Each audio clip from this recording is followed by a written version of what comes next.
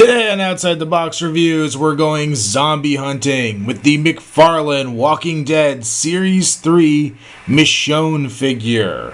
The Walking Dead is a TV series that took me a long time to get into. I know a lot of people loved it, but it really took me a while. Season 1 for me dragged a lot.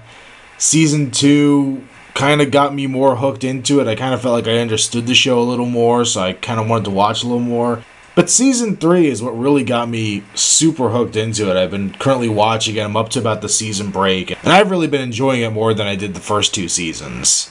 But the entire time the show was on, I'd seen pictures from the artwork from the comics of this African-American woman with a cloak on and a samurai sword with two zombies being chained behind her walking around. I thought it was the coolest image ever. It was so awesome looking.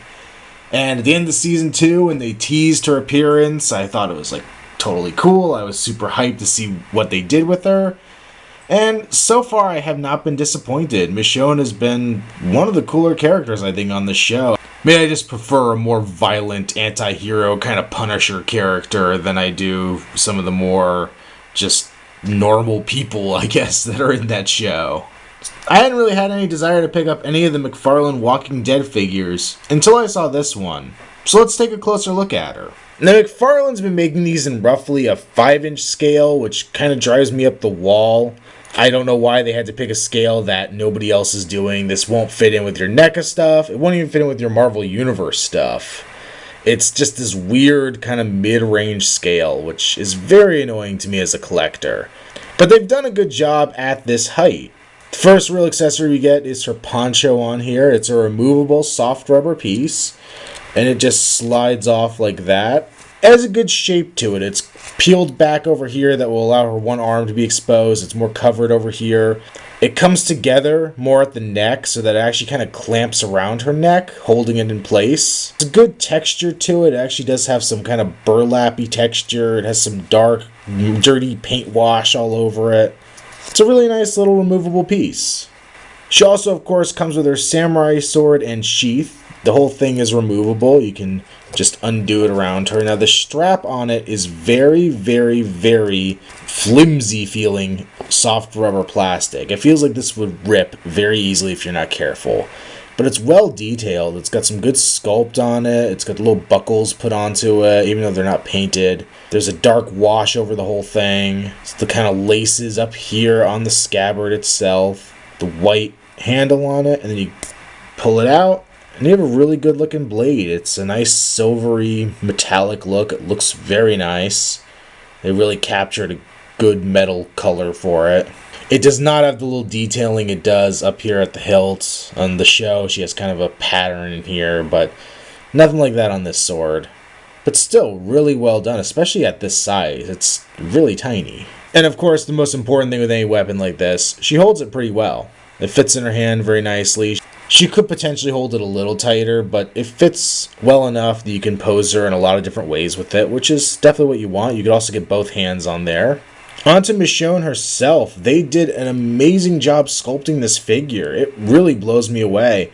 The detail on her face is incredible. It looks just like the actress. I don't know if they're doing one of those 3D scan shrink down things or if this was actually sculpted, but at this size, it really blows me away how much they got this face looking spot on. The paint isn't bad either. It's a nice skin tone for her. Her eyes are pretty well done. Her eyebrows look right. Her headband has all the little shapes and patterns in it, and it looks good. It even looks to be a texture to it. Actually, yeah, it feels. You can even feel the texture on there.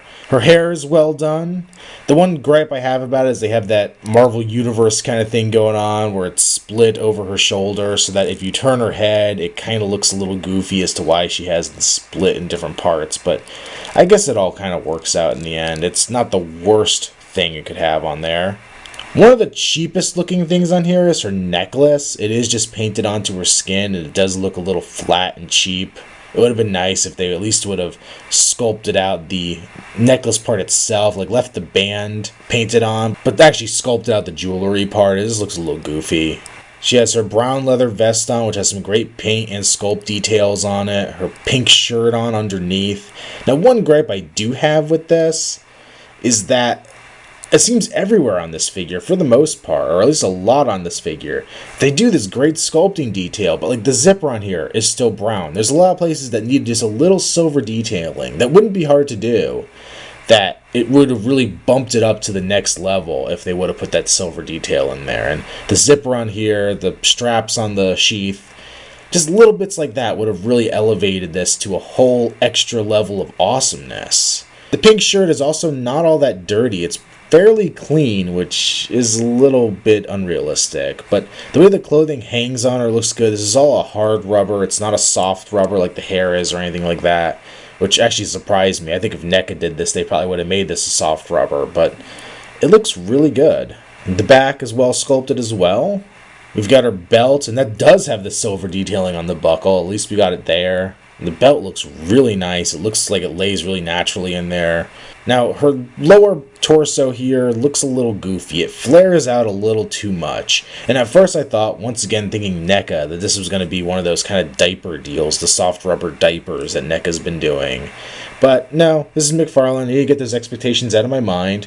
This is just a hard piece, but it kind of seems like it flares out a little much. Like, not even that her hips are too wide, but it flares out too much over the top of the leg. It looks a little goofy to me.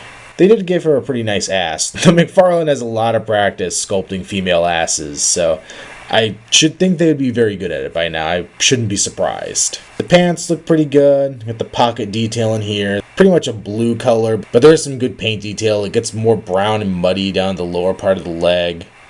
The zipper up the side here, they got the silver paint detail once again, which helps. Her socks, and then she has her boots this side with the back of the boot coming up.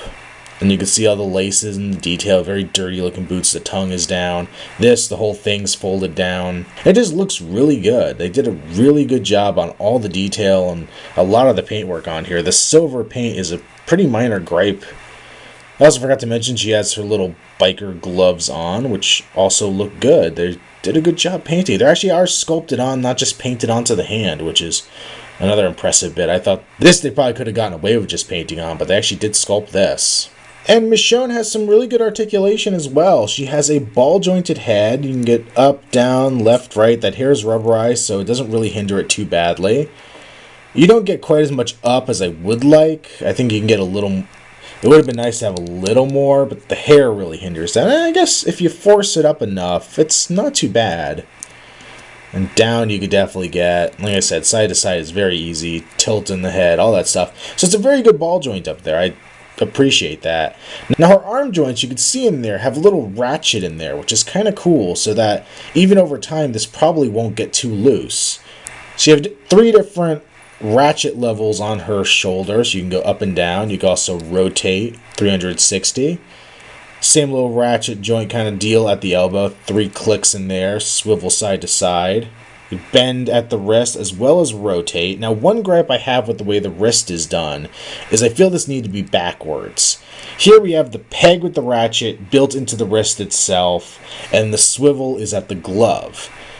To me, more realistic would have been to have the peg with the hinge coming out of the glove affixed and have the actual swivel in the wrist. I know that sounds like a weird difference, but it would have allowed a little extra movement, basically to swivel the whole hand and then bend it, as opposed to here where you have to bend the hand and then swivel it. It's a little more unnatural, so that may be clear as mud, but I think they need to do that joint backwards of what they did to make it feel a little better. She has a great mid-torso ball joint. You can go way, way back, making her kind of look pregnant. Way, way forward. Side to side, you go 360. You could also bend any which way you need her to go. So you can get into some great action poses like that.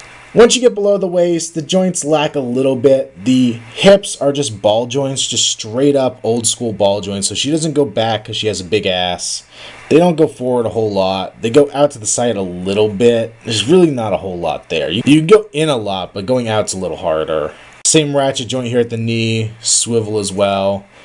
Another ratchet joint here at the foot. She can't bend back at the ankle just because of the boots coming up so high on either side, really. The joint is pretty down low, so you lose that real backwards motion. But they can both go forward a lot because the tongue on the boot's down, so that really helps get her into some cool, dynamic-looking poses. And, of course, you can swivel at the foot. A ball joint down at the foot, I think, would have been a better option because you would have still gotten most of this range, I think, or at least enough of it. And having a little pivot on the ankle would have been very much welcomed in my mind.